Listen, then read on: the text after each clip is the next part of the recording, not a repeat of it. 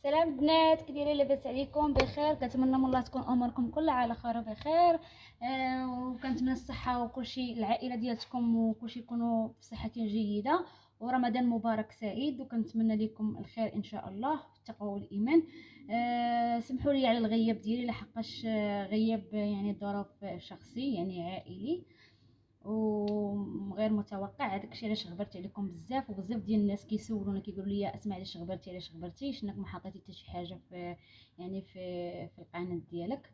يعني الظروف شخصيه.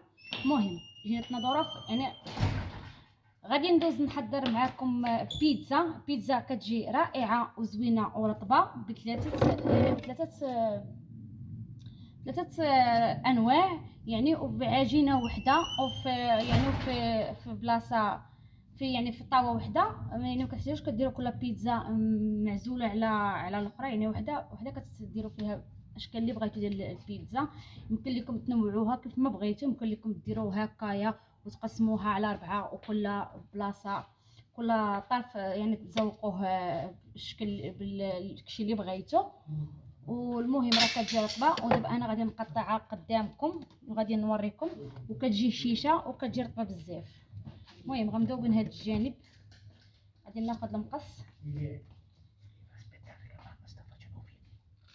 غادي ناخذ هذا المقص وغادي نقطع هاد الطرف بوحدو كيف ما كتشوفوا بحال هكايا. غادي ناخذ طاطا او موتزاريلا، صدقوني راه كيجي زوين ورائع يعني، وجربوه وردوا عليا. هادي درتها من هنايا جات شويه لاصقه، غادي نحاول ندورها هكا، غادي نحاول ندورها هكا، نحاول نهزها من الجنب. ماما ناخذ الموس باش نقطعها من الجنب. يلا هكا غادي نقطع لكم غير هاد الطرف وغادي نوريكم كيفاش كتجي. الياس جاد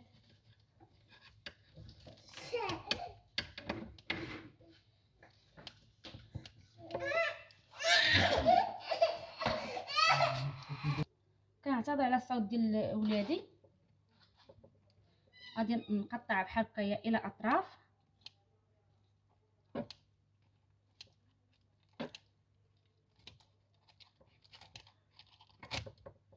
نتوما راه بغيتو تستعملوا الجراره استعملوها.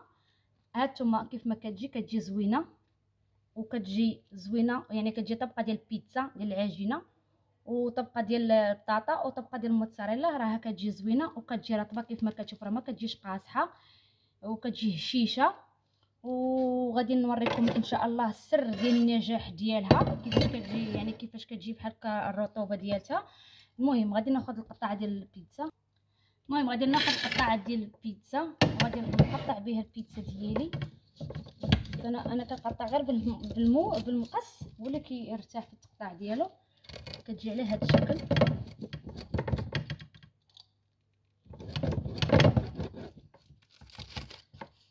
على هذا الشكل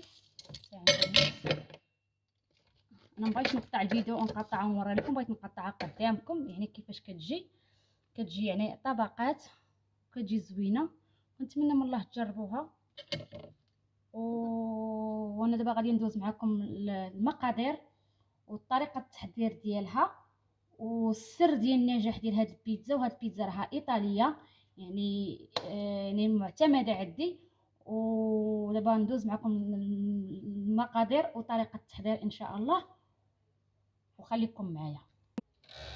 غادي ندوز معكم يعني داكشي اللي غادي نحتاج. العجينه ديال البيتزا ديالي غادي غنحتاج نص كيلو تاع الفورص، وغنحتاج نصف كميه ديال الفورص هي 250 غرام ديال الدقيق فينو او الدقيق الاصفر. صافي غادي نخلطهم بحال ما هكا. غادي نحتاج عندي هنايا مع الوقت معطل غادي ندير معلقه وشويه ديال الخميره ديال الدار. غادي ندير معاهم شويه ديال الزعتر، غادي نحكو تقريبا واحد المعلقه حتى هويا. الزعتر كيعطي واحد النسمه زوينه في العجينه، كيعطي واحد المذاق رائع. وغادي نحكو بحال هكا ما بين ايديا.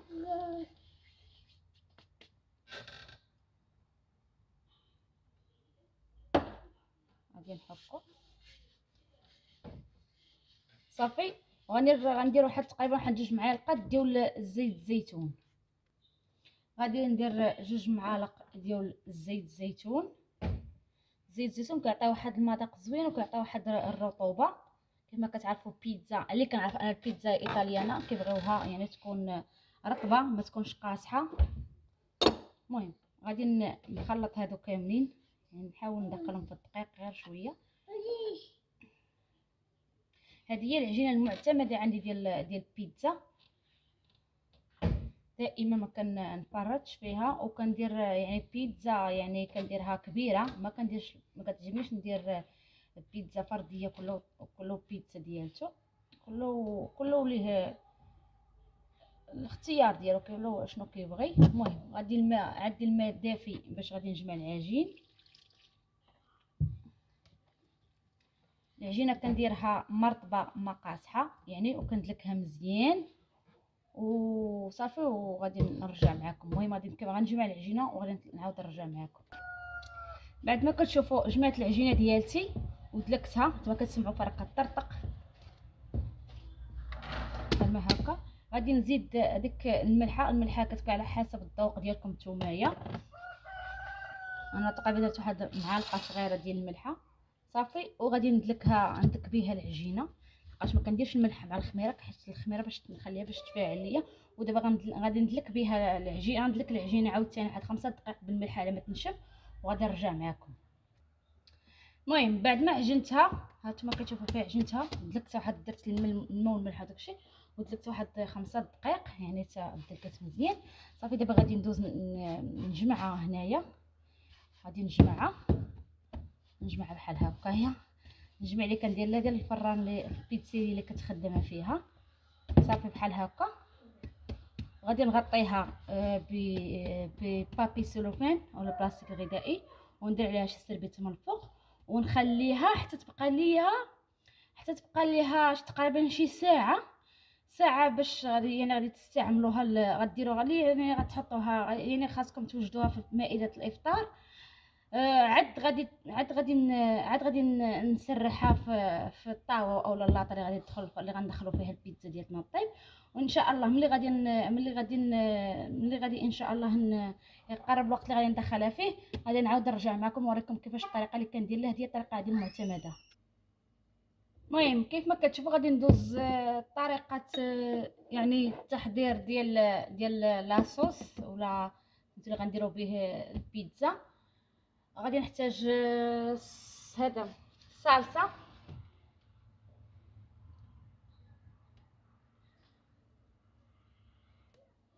غادي نحتاج الصلصه نتوما تختاروا اللي داكشي اللي غادي تحتاجوا ليه.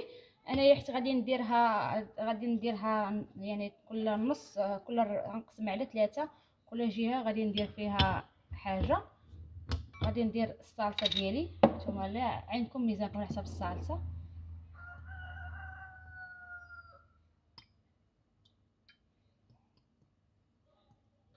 تقريبا غادي نكتفي غير بهذا القدر صافي.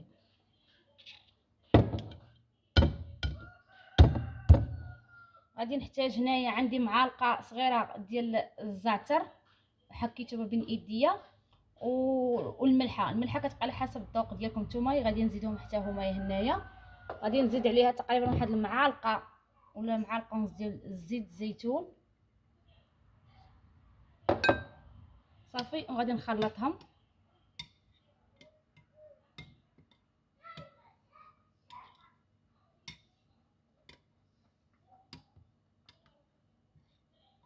هذه هي الطريقه ديالي اليوم. انا ما كنطيبش لاصوص ديال البيتزا. كناخذ الصلصه كنديرها يعني خضراء اصلا غادي تدخل الفران وغادي طيب في الفران مع العجينه ديال البيتزا صافي. دابا غادي نخليها حتى هي غادي نوجدها حتى هي بحال العجينه ونخليها يطلق فيها ديك النسمه ديال الزعتر وديال الزيت العود وديال الملحه صافي. وغادي نغطيها ببلاستيك غذائي ونخليها الوقت اللي غادي نحتاجها غادي نجبدها بلا ما نطيبها. بلا هي البيتزا عندي المعتمده وملي كنت خدامه في الباستيتشيريه ديال هذا، كنا كنديروا البيتزا بحال هاد الطريقه ديال الطريقه بقات معتمده عندي، ما كنطيبوش لاصوص. هذه الطريقه ديالتها 100% يعني عاديه في ايطاليا، ما كيطيبوش لاصوص، كيديروا بحال الصلصه، كيديروا شويه الملح وشويه الاوريغانو وشويه زيت العود صافي، وكيخليوها ترتاح. الوقت اللي بغاوها كيجبدوها. انما انا درتها بالصلصه، هما كيضربوا هذيك المطيشه اللي مطيشه مرقده، محيدين ليها القشور ديالها ومرقدينها في نفس في الصلصه. يعني بزاف د الحوايج معليش يعني نقدر نقولهم لكم ان شاء الله غادي نشاركهم معكم ونوريهم لكم. المهم غادي نخلي هذه نغطيها ونخليها ترتاح، وغادي ندوز نوريكم المكونات الاخرى اللي غادي نستعمل ثاني في البيتزا ديالي. غادي نحتاج ثاني الطبقه الاخرى ولا الربع الاخر اللي باقي. قلت لكم العجينه غادي نقسمها على ثلاثه الاطباق ولا ثلاثه البلايص. المهم غندير ثلاثه بيتزات في بيتزا وحده، يعني بعجينه وحده. غادي نحتاج لهذا حنا كنقولوا ليه الفيوستل ديال الدجاج، غادي نقطعو دوائر.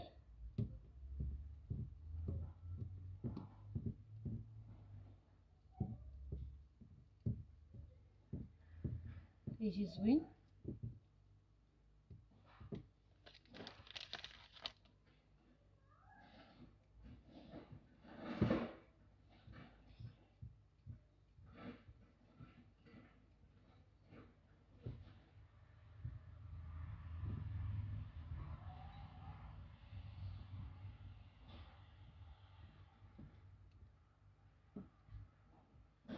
صافي. ودابا غادي نحك الموتزاريلا ديالتي.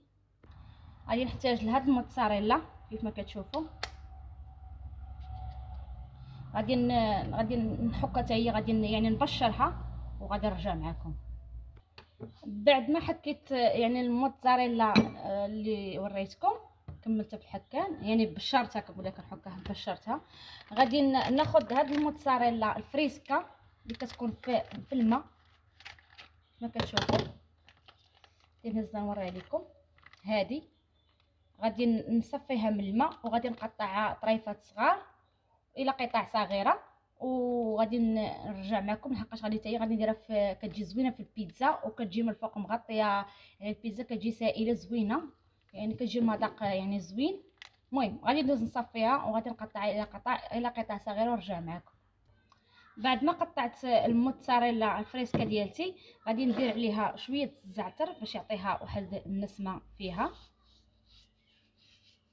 هي غادي نحكوا عليها شويه ديال الزعتر باش يعطي واحد النسمه زوينه، واللي كتذوب كيعطي واحد المذاق زوين في الموتزاريلا.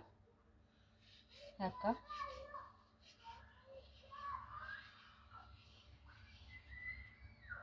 غادي نخلطو بحال هكا.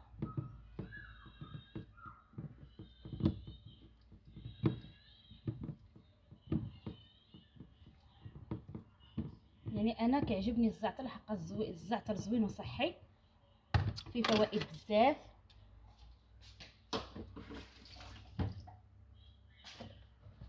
غادي ناخذ هاد الفيوستل ديالي، غادي ندير عليه شويه ديال زيت العود باش يعطي حتى واحد المذاق يعني زوين.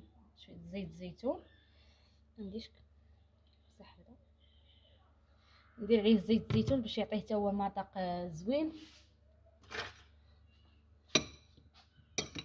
نحاول نخلطهم كاملين بحال هكا بزيت الزيتون.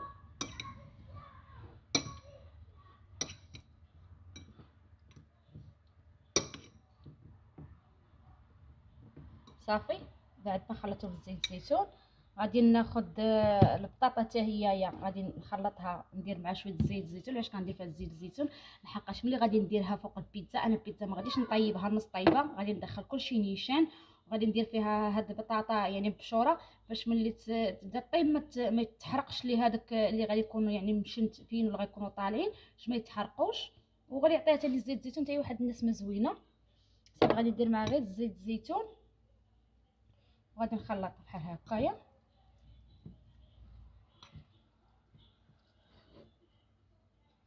راح يطول ماشي في مشكل.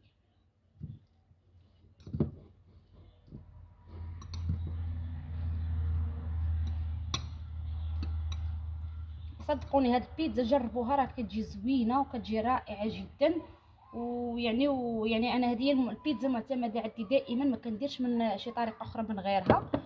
وهادشي اللي كاين. المهم غنتلاقى معكم دابا، غادي نجيب العجين ديالي وغادي نحاول نسطحها فوق، نسطحها في الطاوه ولا سميتو اللي غتدخل الفران. وهادشي غادي نحتفظ به من بعد، انا غادي نوريكم هادشي غادي نخليه محتفظه به من بعد. المهم دابا غنمشي نجيب العجينه ديالي. المهم خدت الطاوله اللي غتدخل الفران، انا غندير نفرش فيها هاد الطاقه ديال الفرن باش ما تلصقش ليا العجينه لتحت.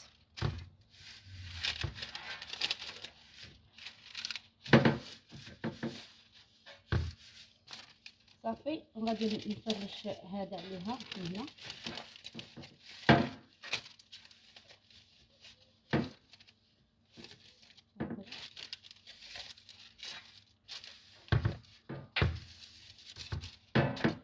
صافي، دابا غادي نجيب العجينه ديالتي وغادي نسرحها.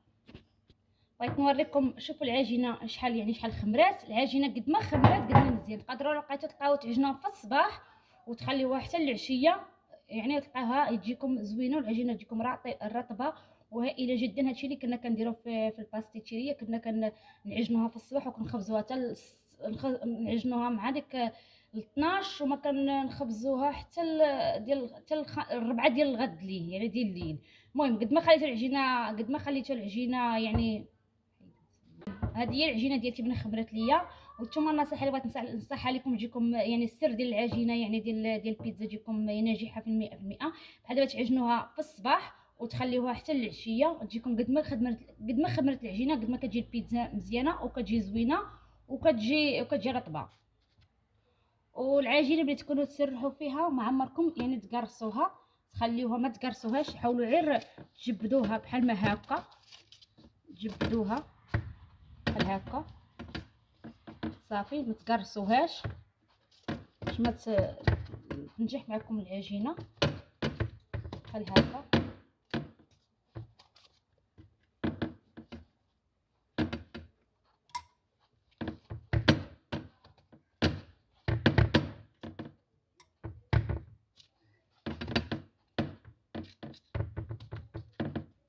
المهم نكمل التسريح وغادي نرجع.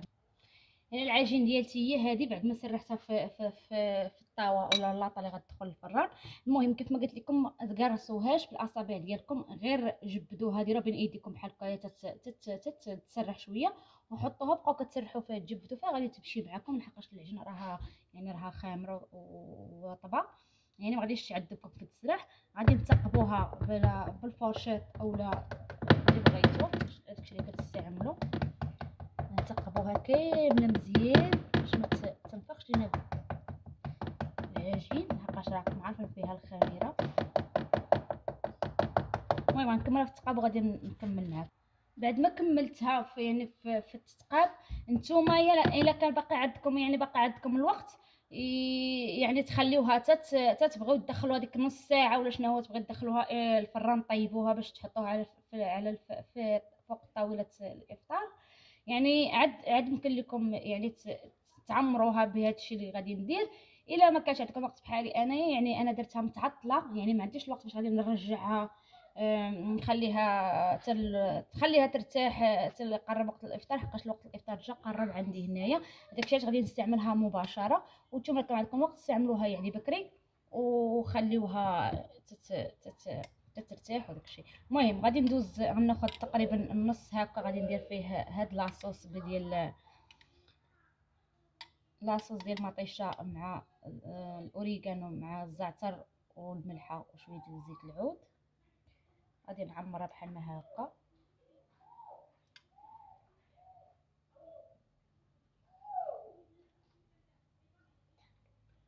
المهم غادي نعمرها. بعد ما عمرت هاد النص بلاصوص ديال المطيشه ولا صوص طوماط، غادي ناخذ هاد البيوستل ديالي، غادي حتى هو نستفوه هنايا. لا ماما سير لهيه. غادي نستفو هاد البيوستل ديالنا.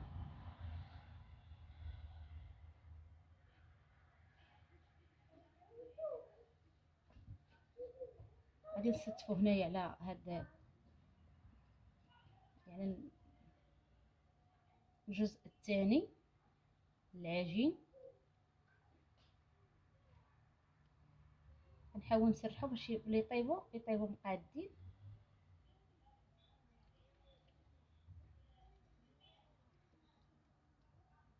وانتم يمكن لكم ديروا اي حاجه، يمكن لكم ديروا صدر ديال الدجاج، صدر ديال الدجاج ما تشحروش، ديروه يعني قطعوا اطراف وغاديروه في يعني ديروه في التوابل، ديروه وستفوه فوق هذا فوق العجين بلا ما تشحروا في المقله. راه كيطيب مع البيتزا، كيطيب مع العجينه، يعني كيجي زوين رائع يعني.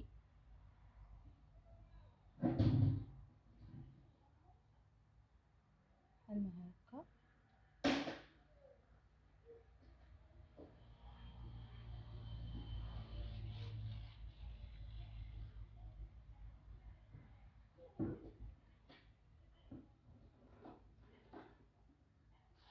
غادي ناخذ الجهه الاخرى، غادي ندير فيها يعني هاد البطاطا.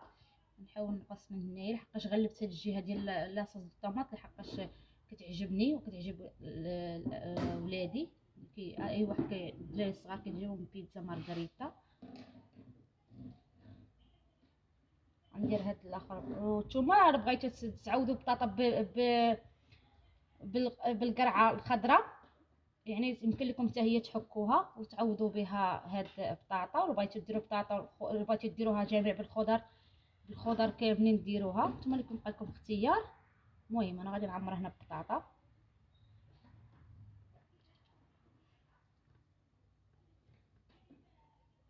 صدقوني راه كتجي زوينه وكتجي رائعه والمذاق ديالها زوين يعني وغنيه. راه فيها الخضر وفيها يعني بغيتو ديروها سميتو بالكفته اللي بغيتو،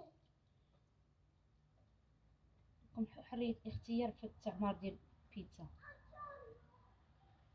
صافي بحال هكا. دابا غادي نمشي نشعل الفران على 190 درجه وندخل ليه البيتزا ديالتي مع سميتو ونخليها طيب على خاطرها حتى طيب تبان ليا طابت من الجوانب ديالها. وغادي نخرجها ان شاء الله وغادي نديرو عليها البيتزا وانا معاكم. المهم البنات بعد ما طيبت البيتزا ديالتي بحال ما هكا، اش قلت لكم انا خاصكم ضروري دهنوا بطاطا لحقاش كتحرق. مازال هذه جات محمره، اما لا درت دهنتوش كتجي محروقه كتجي كحله. هاد مازال جات شويه محمره من الجنب، ماشي مشكله عاد شويه. غادي ندوز ندير الموتزاريلا ديالتي فوق لاصوص ديال المطيشه بحال ما هكا.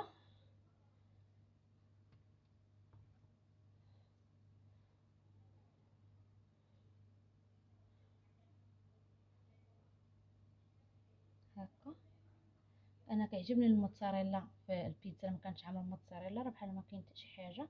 اكثريه في هاد ديال المارغريتا كتجي زوينه. كنوصلهاش للجوانب باش ما تنزلش ليا الموتزاريلا، باش ما تدوش ما تنزلش تلصق ليا في اللاطه وفي الاخر تولي لاصقه كارمه سميتو صعوبه باش تحيدوها. المهم انا كنعمرها بالموتزاريلا.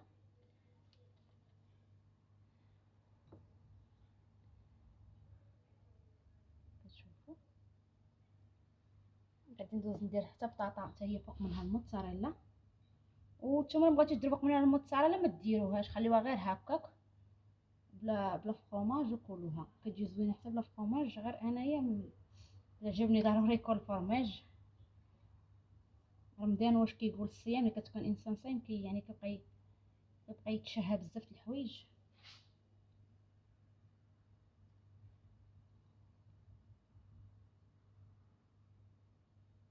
هكا صافي ساليت الموتزاريلا اللي عندي. غادي نحاول نغطي بها البلاصه كامله ديال هاد الفيوستر. ما غندير ليه حتى حاجه، غنخليه بحال هكاك.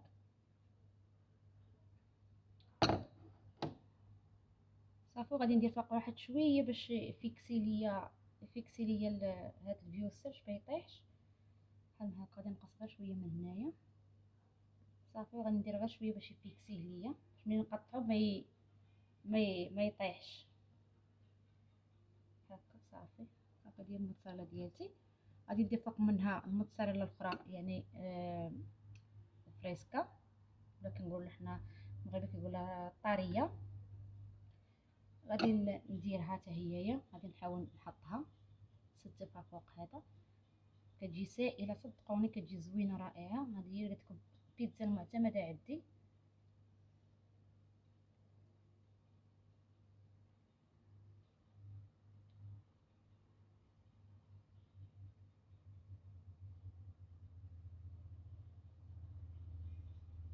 نستوي فوق هذه البطاطا. هادشي الريحه طالعه منها ديال الزعتر يعني زوين. كنتمنى منكم تجربوها، وكنتمنى منكم ديروا لي اللايك، واللي مشترك في القناه ديالي يشارك فيها، وتخلوا لي شي تعليق زوين على حساب هذا المحتوى ديال هذه البيتزا.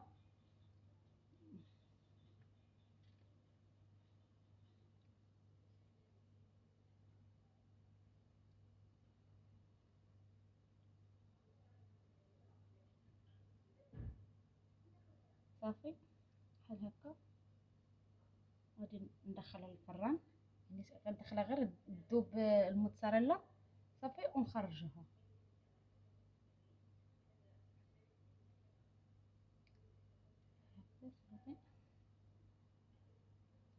صافي دابا غندخل الفران، غندخل الفران يذوب ليا الفرماج ديالي، ونرجع نتلاقى معكم شوفوا الشكل النهائي ديالها. البنات بعد ما خرجت البيتزا من الفران يعني كتجي على هذا الشكل، يعني كتجي زوينه ورائعه، زوينه بزاف كما كتشوفوا الموتزاريلا كيف ما كتجي. انا غندور لكم التليفون.